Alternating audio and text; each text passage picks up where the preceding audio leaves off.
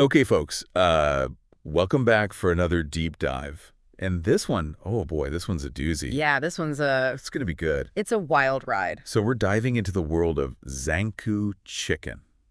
Have you heard of this place? Oh yeah, Mm. Zankou Chicken, man, that garlic sauce is. I mean, legendary. Yeah, It's no butter, the absolutely. chicken, the whole, LA institution. absolutely. Okay. So we're going off of this book. It's called Zankou Chicken, A Family Feast of Ambition and Tragedy. Oh wow. Yeah, and the title is very appropriate because that's exactly what we're talking about here. Intriguing title. We're talking about delicious food. We're talking about immigrant ambition. Mm-hmm. We're talking about family drama and shocking violence. All in one chicken joint. Yeah. So how does a restaurant known for its amazing chicken become synonymous with a Shakespearean family drama?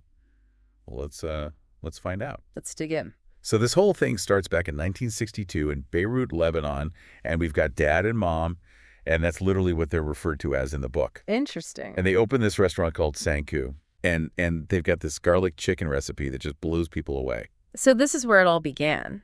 The legendary garlic sauce. The origin story. Yeah. The OG garlic sauce. Yeah, what was so special about this chicken? What do we know? Well, they roast it to perfection. It's crispy on the outside, juicy on the inside. Classic. And then they hit it with this garlicky goodness that just sends people over the edge. Yeah. So they're killing it in Beirut, right? They built this successful business. Everything's going great. And then 1982, Civil War breaks out. I was waiting for the other shoe to drop. And they're forced to flee to Los Angeles. So they have to leave everything behind. Everything. Wow. The business, their home, like uproot their entire lives and start over in a new country. I can't even imagine starting over like that. That's got to be tough. Yeah, that's resilience right there. Absolutely. So they get to L.A., and it's not all sunshine and roses right away. I mean, they're struggling. They're trying different things, trying to make ends meet. But then their son, Mardiros, he enters the picture. And he's got this idea. Okay, here we go. Bring the magic of Zankou Chicken to America. The American dream in action. Right, like this is it. This is their chance to rebuild, to make something even bigger than what they had before. And were they successful? Oh, yeah.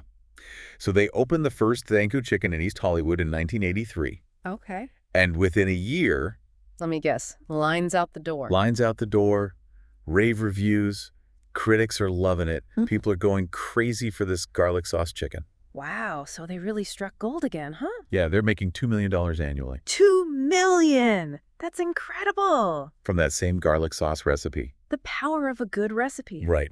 But here's where things start to get complicated. Uh-oh. Success, doesn't always bring happiness, Especially when family's involved. especially when family's involved. Mhm. So Mardiros, he's young, he's ambitious, he wants to expand the business, open new locations, capitalize on this success. Makes sense. But his parents, they're a little bit more traditional, a little bit more cautious, and they're hesitant, Generational clash. right? You've got this clash between ambition and tradition, between the younger generation and the older generation. And it creates this rift in the family. So the success is kind of a double-edged sword. Yeah, it is. So they try to find a compromise. In 1991, they make this agreement, mom and dad. They keep the original East Hollywood location. Mardiros, he gets to open his own branches. Okay, so they divide the kingdom. Sorta? Sort of. On the surface, it seems like a good solution. Yeah. Right? Keep everyone happy. Keep everyone happy. But in reality, it kind of just pushes them further apart. I see. The cracks are still there. Yeah, and then dad passes away.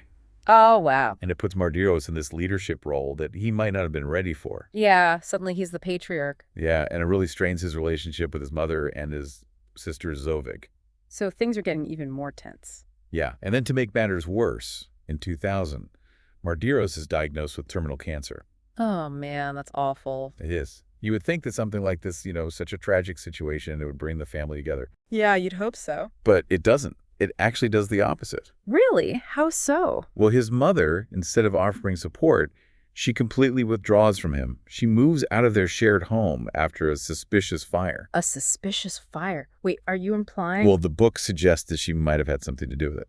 Wow, that's intense. Yeah. So now Mardiros, he's battling this terminal illness, and he's also consumed by paranoia.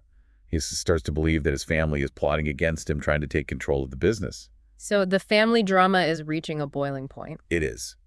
And it all culminates in this horrific event on January 15th, 2003. What happened? Mardiros, he dresses in this white suit. A white suit. That's Strange. almost like he's preparing for some kind of final act.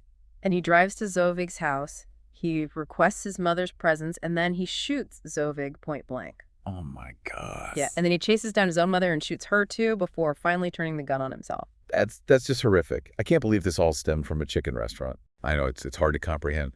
So much ambition, so much success, and it all ends in this senseless tragedy. What happened to the restaurant after that? I mean, could the business even survive something like this?